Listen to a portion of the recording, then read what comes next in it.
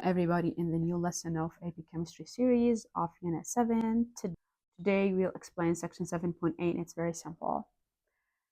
As we covered in previous sections, there is a beautiful relationship between the Q and K. And for the guys who don't know what Q and K, these are expressions are used in equilibrium reactions. It represents the ratio of, both represent the ratio of the products to the reactants, but the only difference between those guys in here, the K value actually is expressed at equilibrium, and for the Q value, it's represented at non-equilibrium thingies.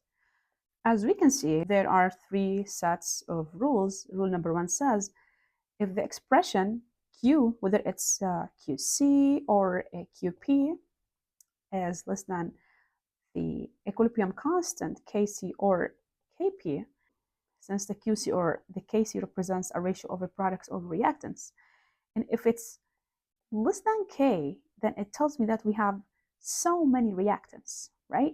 And that's why the value here is lower. In order to make the QC same as the value of K, the reaction has to decrease the amount of reactants and increase the amount of the products.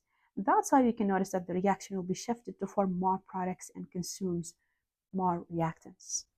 On the other hand, if the Q is greater than K, it tells me that you have so many products other than reactants. And in order to make the Q same as K, we have to decrease the amounts of the products, and that's why it will be shifted to the reactant side. Let's practice this.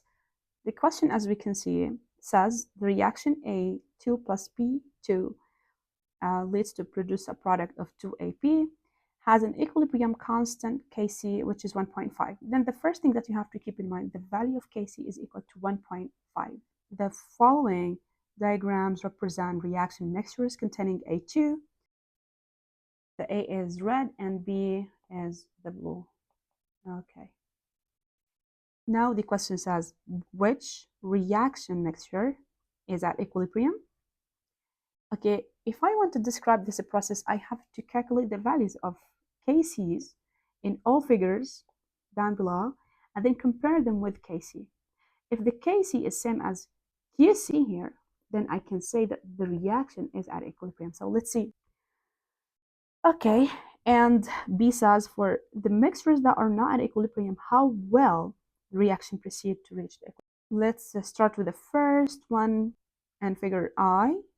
The QC is equal to the concentration of AB to the power 2, since it's multiplied by 2 in here, and it's over the concentration of A times the concentration of B. And you can see that how many particles of ABs we have? We have 1, 2, 3, 4, 5, and 6.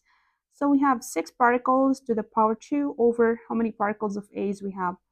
We have 1 and only another one with B. So they're just 1 times 1. The answer is equal to 36. All right, so as we can see in I, since the QC is greater than the Kc, you can see that the Kc is 1.5 and the QC is 36, then it tells me, based on this rule in here, it tells me that we have so many products if the QC is greater than the Kc.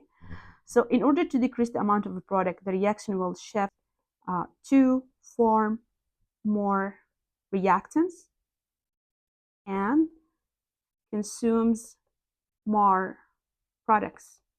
Okay, let's take the second one. And as we can see, we have 1, 2, 3. So we have 3 APs to the power 2 over how many particles of A? We have 1, 2, 3. We have 3 particles of A times 2 particles of B, and then it's equal to 9 over 6, and it equals to 1.5.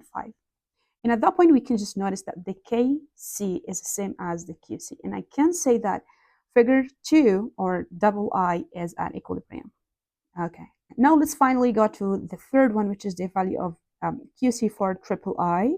And as we can notice that we have 1, 2, we have 2 particles of AB, which means that we have 2 to the power 2. And we divide it over how many particles of A? We have 1, 2, 3, and then it's 3 times how many particles of B? We have 1, 2, 3, we have 3, then it's going to be 4 divided by 9, 0.44.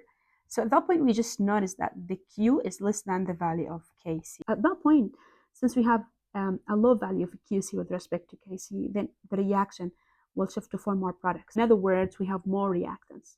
So the reaction will be shifted. Okay, it will shift to form more products, okay, and consume more reactants. I'm so sorry for my handwriting, but you can see what I say. Okay, so the reaction will be shifted to form more products in order to finally make the Q same as the value of K.